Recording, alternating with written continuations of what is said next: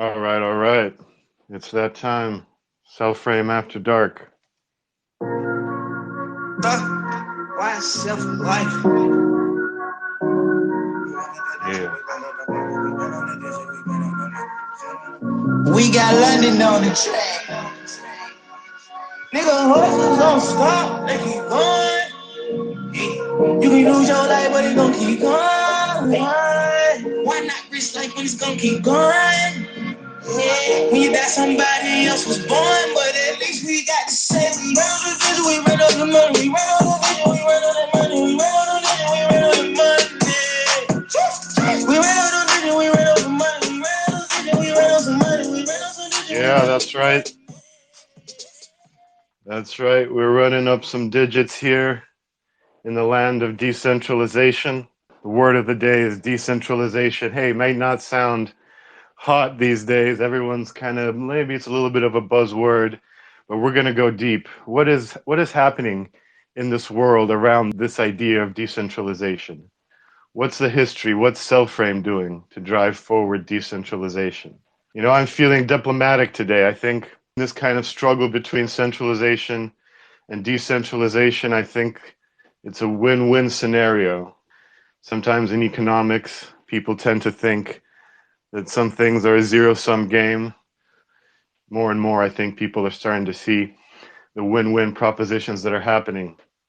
So we're going to go in on decentralization today. Of course, going to start with a little bit of Cellframe talk. Exciting times once again. The process of the mainnet software being beta tested is ongoing. We got a nice quote. Shout out to our good friend Mika out there in Finland, in the forest, I guess. I think he tweeted out his antenna array that he's using. Mika's been with us for a long time, a very active guy in the Cellframe community. He even, he's writing his own software for Python and doing a lot of stuff independently, and also participating right now in our beta testing program. And he tweeted out, great progress. He got his master node role established on the test net on Raiden, I believe, for a Cellframe node. So he tweeted that. Somebody replied, "This is a big step for decentralization." Shout out to Knock Dem Deus on Twitter, and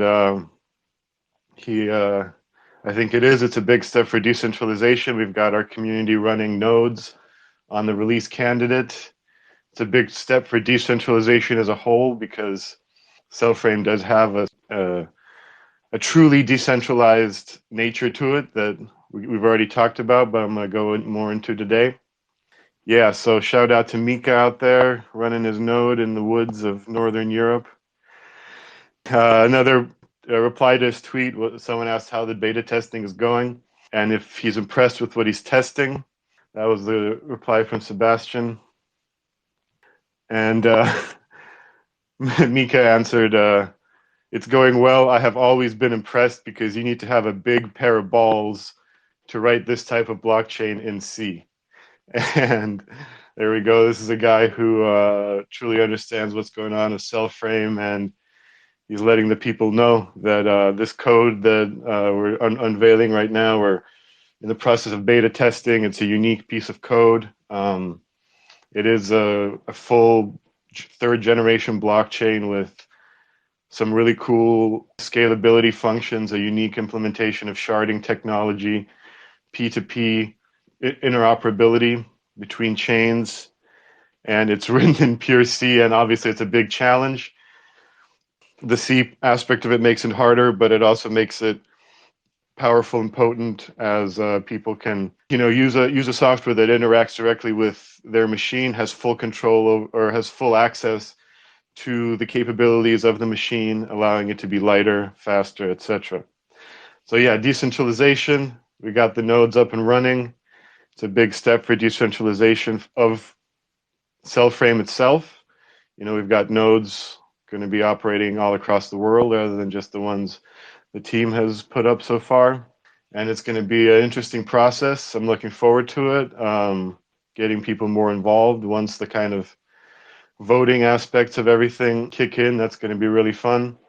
But right now it's baby steps. So the report from the beta testing process is kind of the same as I said last week. We're keeping it limited right now, just a few people. We want to make sure that we have the resources on the tech support end and the resources in terms of engineers that can work with these people in case there's any issues. So we're keeping that small for now. We're going to be slowly expanding the beta testing program and going to kill those bugs and make sure everything works perfectly, and then get that software out to the people.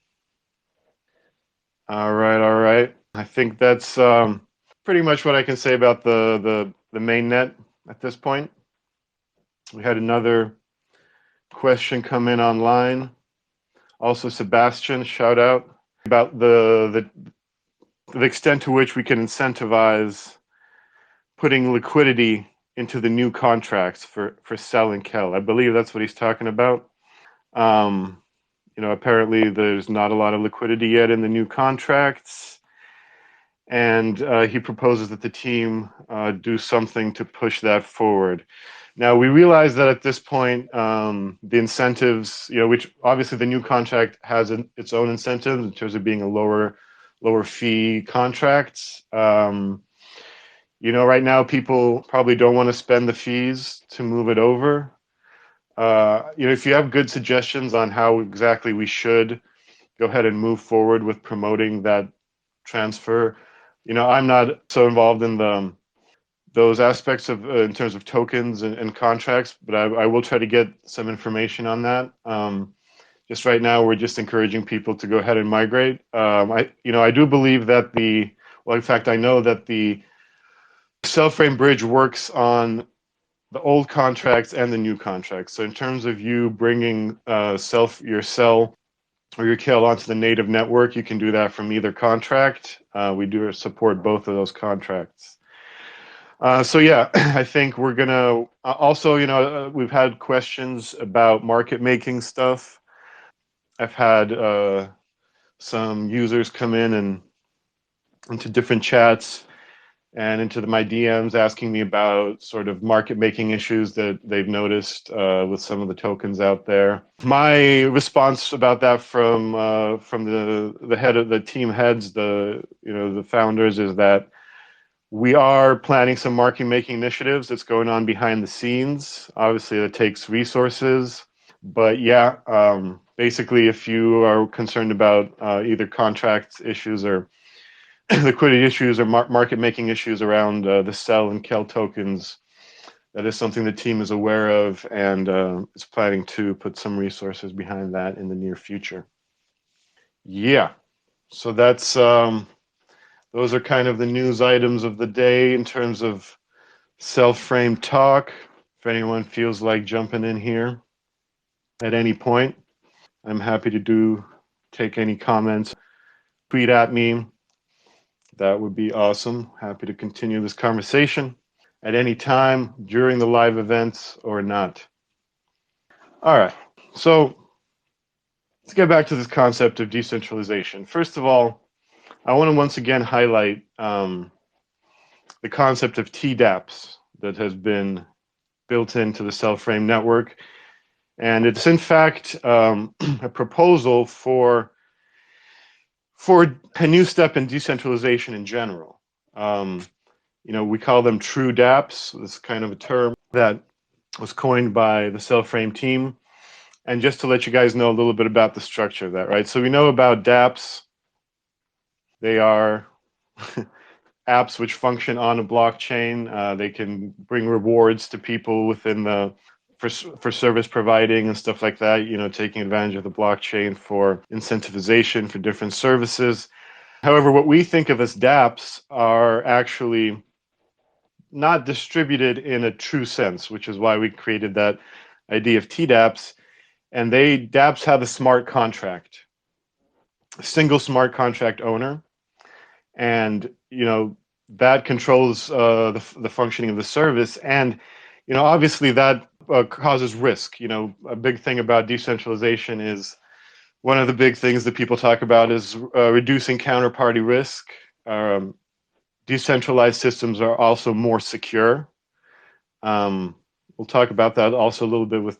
I want to get into the whole CBDC debate, right? One of the things that people have said about CBDCs is that you have this.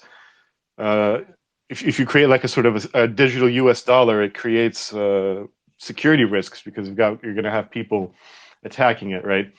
And so if you have a big DApp that's controlled by a single smart contract, somebody, a bad guy, can try to attack that contract and basically steal everyone's money, etc.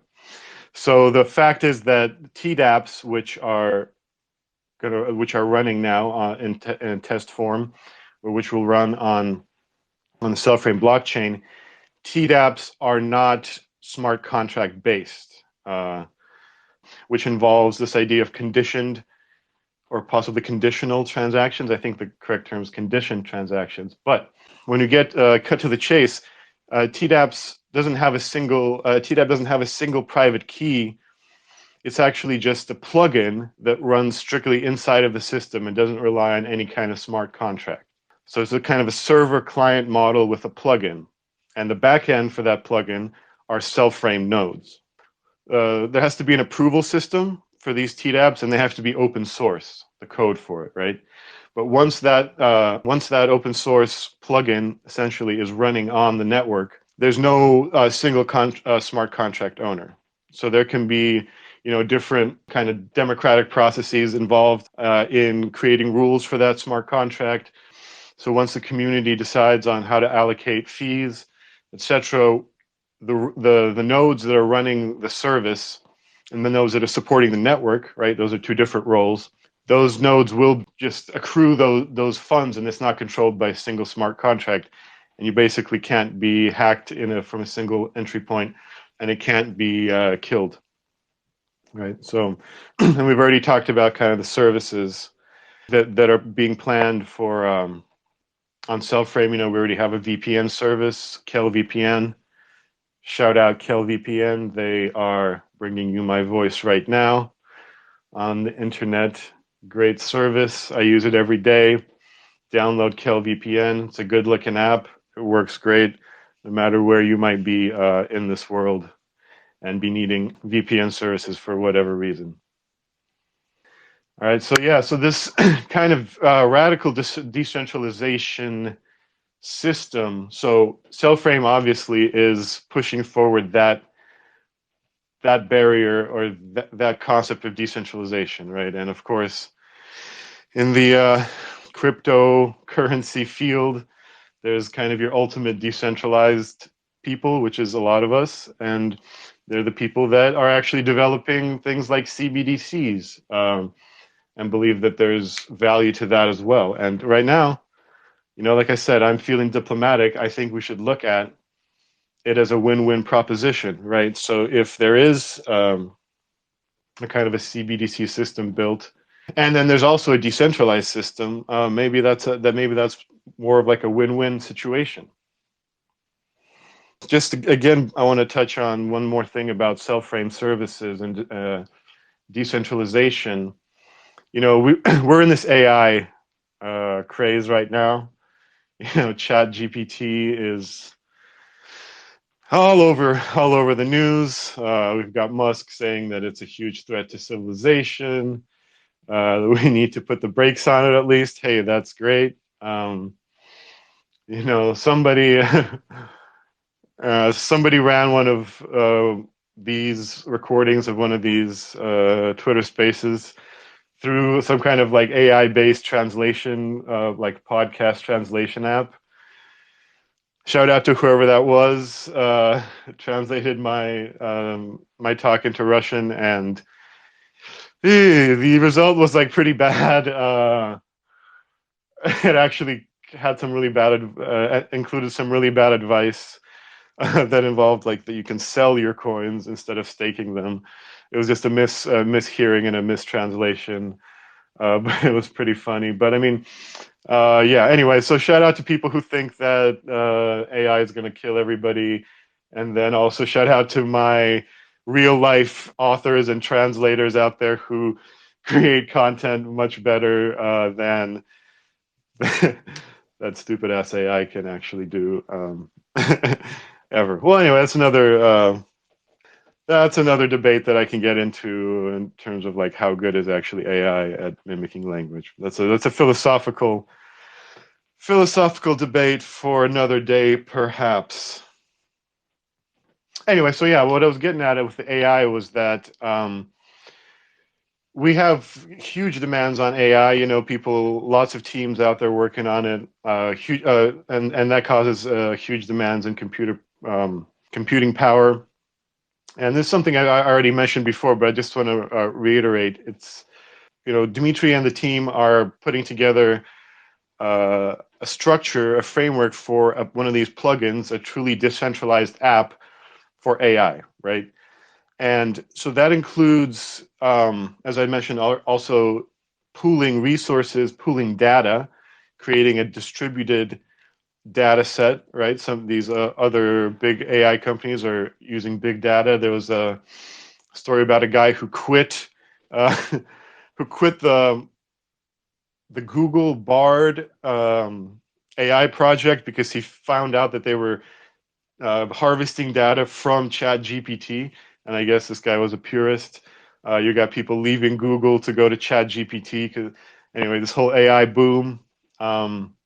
But so yeah, I think that a distributed computing AI plugin that can allow people to both do AI training as well as AI running in a distributed fashion. And now what's cool is that with our node structure and cell-frame architecture, you know, one computer, you know, you might need a very powerful computer to do a certain calculation, right? But with the cell-frames architecture and the C code and being able to take advantage of computing resources and individual devices, what happens is that a one very complex calculation can be distributed among several local computers, right? So we've got this sort of incredibly powerful tool that can engage machines that are not, you know, right now, kind of smaller machines that are not being used in all this AI training stuff right now. Get those in there. You can do complex calculations by breaking it up in a certain way throughout a local or worldwide network. Yeah, so that's the AI talk. You know, other bit. You know, it's funny that I love the kind of new Trump. Sorry, not Trump. Musk era of Twitter. You've got Dogecoin appearing on the Dogecoin logo appearing on the instead of the blue bird on Twitter. All kinds of fun jokes around that. But again, I think, you know, people get on Musk that, you know, he's kind of the Doge master, and how cool is it really that that he's pumping like a single meme coin. Like I was saying, I think it's a dialectic. I think we've got everyone who's pushing forward the ecosystem, whether they're doing silly stuff like Elon with the Dogecoin. We don't really know how serious he is about this Dogecoin thing. I think there are some people who predict that maybe he will like seriously follow up on his idea to make Dogecoin like the new currency of the internet. But uh, I don't know. Honestly, yeah. So like, even if whatever he's doing, if he's just like pumping and dumping Doge, you know, that's fine. We've got a cryptocurrency logo on the front page of the internet for a lot of people, which is Twitter. And that's great. So whatever he's doing, it's all part of the dialectic. Yeah, honestly, my theory on Doge is that it was cool for a minute, but I don't think that it's going to be cool moving forward. You know, it's associated with this like kind of crazy, but maybe cool, but billionaire guy who's out there and really mainstream. You know, one thing I was thinking, you know, I got to get on TikTok, I think, because you know, what is going to be the next the money, the carrier, the medium of value for the internet in the coming decades. Elon Musk says that the most I'm using outcome is the most likely.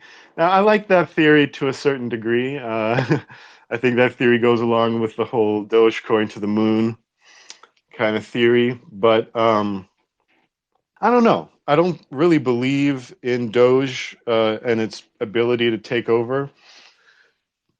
First of all, it's just not a great token or a great blockchain from a technical point of view. It was designed as a joke, and I think like I said before, we should focus on actually well executed, well designed blockchains that are going to work great in a lot of situations and not just the most funny one. But here we go. Here's my theory, right? Cell frame. Why can't it be the cool new thing? I think we've got people who are really into decentralization, who really know the technology. They're running nodes on Linux and stuff. What about let's branch out to the young people? Let's make cell frame cool. You know, cell frame, cell frame. I think we've got a great brand, great name. Sell some cell, buy sell, sell sell.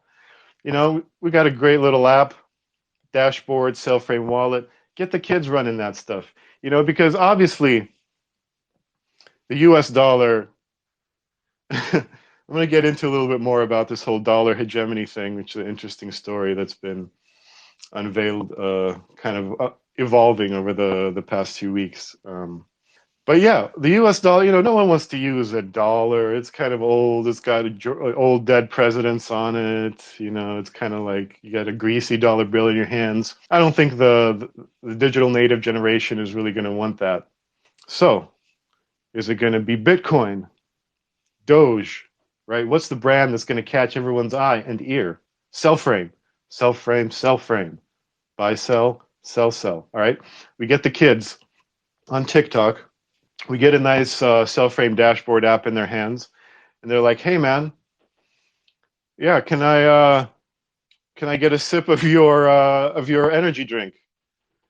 Yeah, sure. You can have the whole thing. Just send me a couple of cell. We've got kids with cell frame wallets. They don't want to use the U.S. dollar. They don't want to use Bitcoin. I mean, Bitcoin. First of all, a coin and a bit. Those are both sound kind of old school to me, right? I mean, you think of a coin, you've got that round thing with somebody's face on it. Maybe it's a dog. Maybe it's an emperor. A bit. One bit. Really? Come on, Bitcoin. Cell frame is the future. All right. So that's my proposal. As soon as the dashboard or wallet app hits Google Play Store, I think I'm going to go on TikTok and get a 13-year-old to use it and say something cool about cell frame. Anyway, that's a gauntlet thrown down to Dogecoin, baby. The future currency of the internet doesn't have to be an amusing dog coin. The most amusing outcome is not necessarily the best one. The best outcome, the best programming, and the best name, cell frame, that's going to win. So now we can get back into my philosophical discourse about decentralization. you know, the reason I bring this up is I've been seeing a lot. I think there's on the back with a background of kind of rising China-U.S. tensions.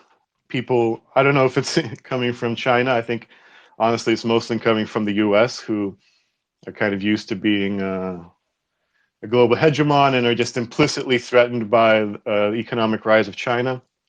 So anyway, back on this thing with the I would call it decentralization, right? So we've got China coming up, we've got India, all these nations that have been developing. The technology has been spreading from the West into different areas of the world for a long time, right? I mean, you take the whole post-war period when American hegemony or American dominance in a financial and global way spread across the globe. That was already, almost 80, the 1940s were 80 years ago, right? The 50s when that happened. So for all that time, China, since it kind of became a sovereign country in the late 40s, early 50s, China has had this development plan, a mixture of centralization and market economic forces.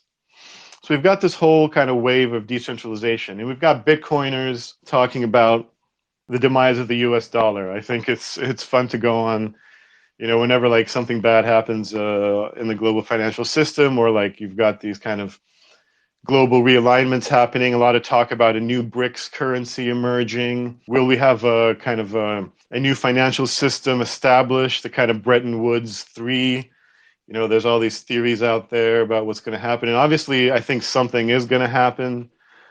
Dollar dominance is kind of naturally waning as other countries have built up their economies. A lot of trading happening between states in their own local currency. Anyway, all this stuff, right? It's kind of building up. And so I wanted to take it back a little bit about decentralization and go into history. Just my little riff on it.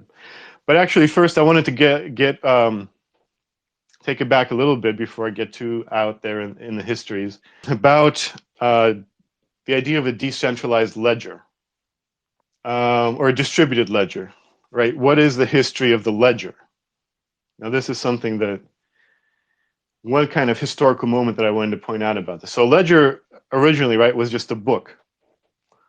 People, powerful individuals, a long time ago, it was largely lords, and then we've got kind of banks, big banking houses, individual financiers and their banking houses. They have a book, right?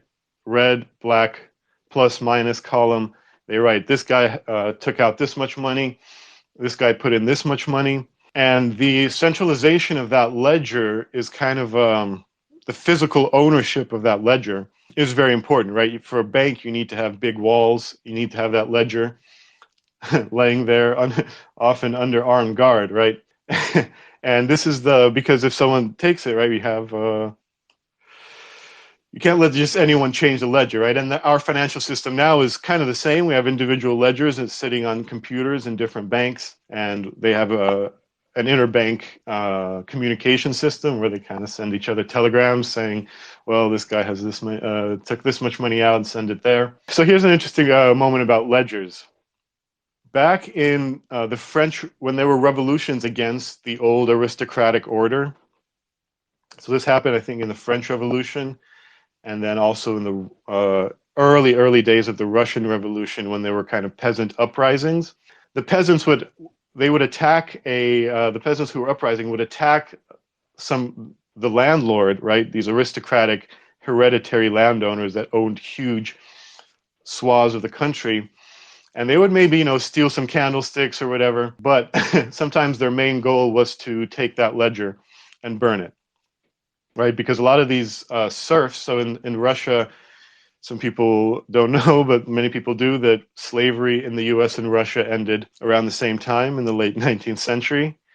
And then after that, the serfs ended up still being kind of stuck to these big landed aristocratic estates, and became in debt to the landowners, right? So this is a moment of centralization of the ledger, right? Because you're stuck on the territory, and then you have a predatory, kind of monopolistic local lord who is basically forcing you into taking loans if you want to make your life better. All right, so if these serfs just had Web3, they wouldn't really have gotten into that situation in the first place, right? Because these centralized banking systems could be worked around. They could have gotten like a Web3 peer-to-peer loan from their maybe someone in the next village over is doing well. Their cows are producing a lot of milk, swap that for sell, send it over. So this idea of the distributed ledger is an interesting development in the history of finance, where it gets rid of those monopolistic centralizing tendencies, works around them, and at the same time that it's public and distributed, it's also decentralized and allows for one single ledger and for people to do peer-to-peer transactions. Cool stuff. Now, I was thinking about decentralization. It took me back into my readings of history. And there's this concept of the Dark Ages, which I would say is not a really true concept. So the idea is that you had the classical world, the mighty Roman Empire, which kind of owned the whole known world at the time, right? And then you had all the quote unquote, barbarian invasions. Western Rome is taken over by Germanic speaking nations, kind of fragmenting. And then there's a whole fragmentation process that happened. And, there's this whole narrative about the decline and fall of the Roman Empire, kind of a Western-centric text, because obviously the empire remained in the form of Byzantium and Eastern Rome for a long time. But this process of decentralization has kind of been demonized a little bit by Western writers. So let's go back a little bit in time. So back in the classical age, around the time of birth of Jesus and Caesar, the Roman Empire had an extreme ability to control and mobilize populations. And that's why you have these like battles in the early days, the high days of kind of the Roman Empire, where there were like 80,000 men on each side of some Roman battle, right? Pompey and Caesar, just mobilizing vast quantities of soldiers. And slowly that started to change to the medieval period because, some actually say that it was financially related, that the ability for Rome to kind of maintain its money system, they started diluting the gold of their coins. That's kind of a separate story, but it is kind of more or less a story of decentralization. And whether or not it's good or bad is an interesting question. So by the time you have these huge armies battling each other, mobilized by Rome back, around the turn of the millennium. And then by the time you get it 1,000 years later, you don't really have that anymore. You've got this feudal system. But what actually happened was, part of it was the Black Death. Not many people know that I'm sure a lot of people know, but you don't hear about as much out in Western kind of history textbooks. The Black Death swept across the whole world, right? So you hear about it in sweeping across like London and France and stuff like that, but it devastated the Roman Empire, devastated parts of Asia, right? It devastated Eastern Rome. And so there were a lot less people, and the kind of the control, the ability for the state to mobilize for various reasons diminished. Part of that was, the natural flow of technology, right? We see that happening today. Technology that the West once had a monopoly on, even if it still seeks to maintain that monopoly, which I think is not really feasible, right? You've got sanctions against China. Japan just announced that they're going to stop exporting chip making devices to China. We've got this part of like this whole so-called great power conflict between US and China. But so technology spreads, right? Wealth more or less tends to spread. And this ability for this huge world-dominating Roman Empire to mobilize its own citizens started to diminish, right? So that's how kind of the feudal system happened. Back in the day, when a Roman recruiter would come to your village, one of your sons would like have to go off and serve 25 years or whatever in the Legion. As the the kind of decentralization process of the Roman Empire happened, people would just be like, oh yeah, we don't have any sons. No, that guy's just our friend, or like he's a farmhand. Get out of here. We're going to keep our men on our territory and keep everything kind of in-house. So that's an interesting kind of broad sweep of history argument that the Middle Ages, the so-called Dark Ages, are a little bit demonized, but there is an interesting process of decentralization. But now, that actually caused the kind of a slowing down of economic growth. People weren't trading as much.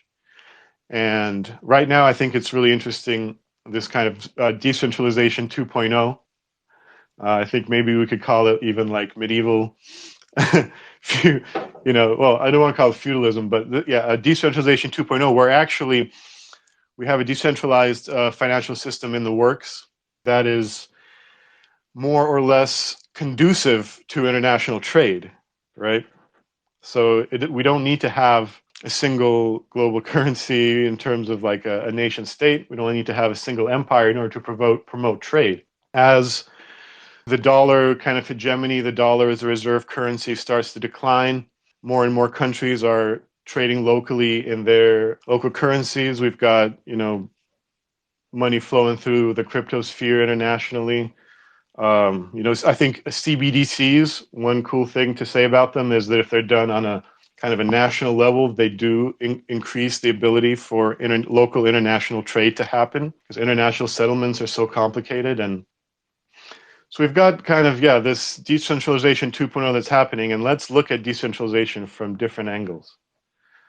Historically, we had this kind of feudal part. An interesting kind of centralizing force that happened. This was late medieval period, right? When the Mongol Empire emerged, they actually created an economic zone unlike any that had seen before. And sometimes the Russians in the 20s had this Eurasianist movement, these historians and thinkers that were talking about this whole idea of a Eurasian empire. And they talked about the idea of Pax Mongolica, when the Mongols unified all the Turkic speaking and different steppe tribes, nomads of the steppe, created a huge empire. They actually fostered international trade. So it was a very decentralized empire. It eventually fragmented. They didn't really have a whole lot of control systems going on. They had a good system of taxation. They made sure that trade went through. This is a little bit of a tidbit for maybe too obscure for most, but if you study Russian history, they say that the Rus, Ukrainian, Russian, ancient state formation, not ancient, early medieval, they said that they controlled the trading routes from the Vikings to the Greeks, right? So from the North Seas, Northern Europe, through the river valleys, and into the Black Sea and towards Constantinople. But those trading routes didn't actually ever become truly viable, until the Mongols actually kind of pacified that whole area, brought it under one administration, and made sure that the trade flowed. So we've got kind of a mix of centralization, but at the same time, they kind of supported all the local cultures, local elites, local religions even. They were kind of a Tengriist, more or less pagan religion, but they kind of accepted all gods. They said, hey, the more the merrier, as long as you mention the Khan in your prayers and give him a few gold coins, everything's good. So you've got ebbs and flows of centralization and decentralization throughout history. Obviously, that kind of medieval world, the kind of decentralization process, that was overshadowed by the rise of modernity, the rise of major European seagoing powers, the Portuguese exploration of Africa, and then eventually the Americas, the great maritime empires, the trading companies of Britain and the Netherlands. And that kind of created a centralization around, the British Empire, around the West, sucking all that power, money, influence. Obviously the West had a big advantage over a lot of the world in terms of guns, germs, and steel. And anyone's read that famous book about how the West kind of achieved their dominance, that they eventually parlayed into a kind of a centralized global world, centered in, essentially London. And then the wars, Europe was mired in bloody wars for much of the first half of the 20th century. And kind of that centralization moved to America, and now that's a little bit falling. But like I said, what we're dealing with here is a win-win proposition for the West. You know what I mean? I think we get too mired up into thinking that somehow the economic rise of China, the great rise of India, and the bringing in huge populations into the West, the spreading of technology. Spreading technology should be a win-win proposition. The more successful China and India are economically, the more customers there will be for Western goods, for Western ideas, Western culture. I don't think anyone in America should be too worried about the decline of the West or Western values. You've got most of the world is, once you reach a kind of upper middle class position in whatever country you live in, you're probably going to be learning English. You're probably going to be adapting certain elements of Western culture. So I think that decentralization is a win-win proposition. There is no fall of the West. And then we've got decentralization processes happening that drive economic growth, right? So you've got Africa, which is so much unbanked. You've got blockchain projects coming in there. Shout out again to Square. Other companies that have really made a priority of taking care of the unbanked in places like Africa. So the more people, the more people we bring into the kind of financial world, whether that be, obviously in a lot of places, it's going to be decentralization. It's going to be decentralized financial systems that get there first. The big centralized boys are late to the game in terms of getting people banked. The rise of human potential around the world, a lot of that will be brought into a kind of decentralized financial system. So yeah, I mean, this whole fall of the West thing, people are looking at the kind of loss of control.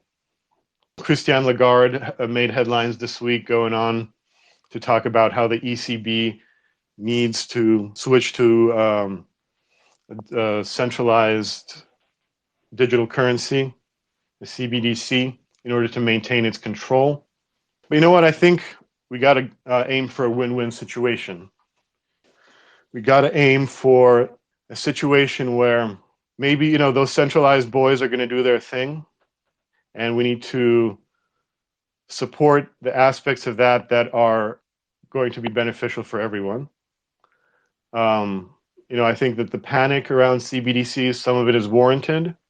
I think that we need to not underestimate the political will of populations around the world that are going to have a control, a say in the way that CBDCs are going to be rolled out.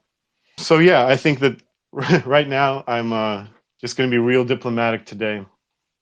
I'll say that if you're if you're afraid of CBDCs, you know what? They're still going to be happening. Let's make a decentralized alternative that works and focus on that. Whew. All right, all right. I'm going to end with one more little riff that I've been thinking about.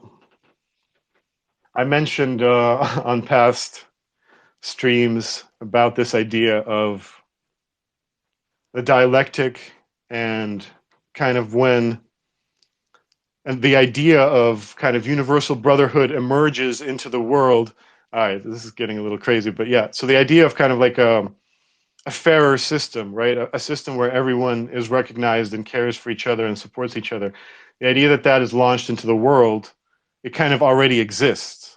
And this is the kind of idea of the end of history in a almost in an internal way, right? So if you're can see, like, let's take instead of the dialectic or some kind of other endpoint of history, right? Let's keep it a little more concrete and talk about a kind of full mass adoption for a decentralized financial system, right? So let's talk about full crypto adoption as an endpoint. The moment that the idea of centralization, the moment that that started to unroll and unfold in the world, you can kind of look at it and say, okay, let's already live as if that reality has occurred. And this is the kind of interesting phrase that I want to end on. Shout out again to my old teacher, Boris Groys.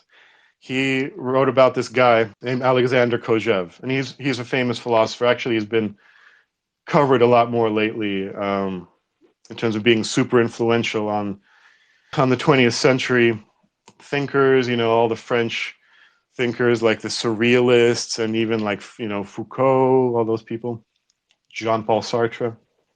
And I'm not going to get too much into his philosophy, but the label that was applied to him in his later life, when he actually stopped being a philosopher and became started building the European Union.